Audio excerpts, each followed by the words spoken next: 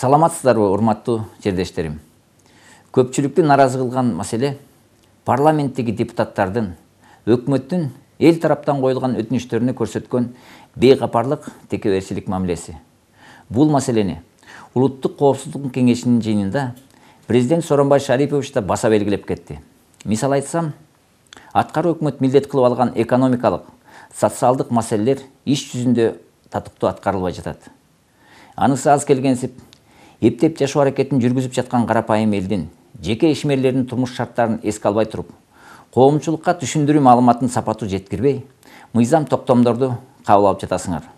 Чынын айтсам, ошол токтомдор иш жүзүндө кандай аткарыларын өзүңөр да аныктай элексиңер.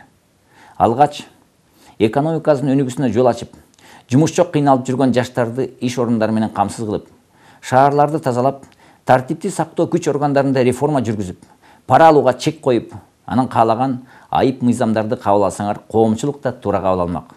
Мамлекеттин экономикалык саясаты сапатсыз аткарылып, инвестиция каражат булактары күндөн күнгө оорлоп баратат.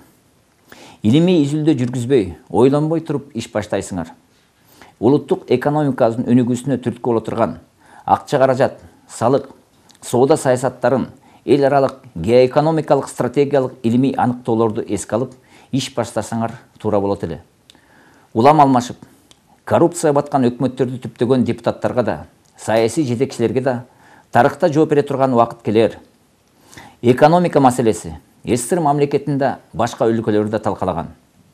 Бири-бириңерди сындап, жамандап койсоңор эле саясий упай чогултуп алабыз деген иштериңерге азыркы күнү эл да ишенбей калды.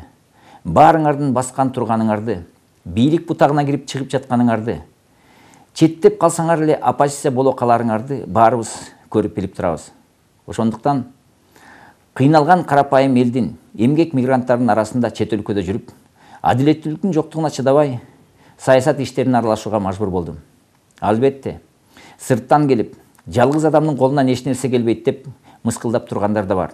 Бирок эртегеч биз көтөргөн ыймандуу демилге кыргыз элинин башын бириктирип, Кыргызстанда өтө чоң саясий өзгөрүү болоруна көзүм жетип турат.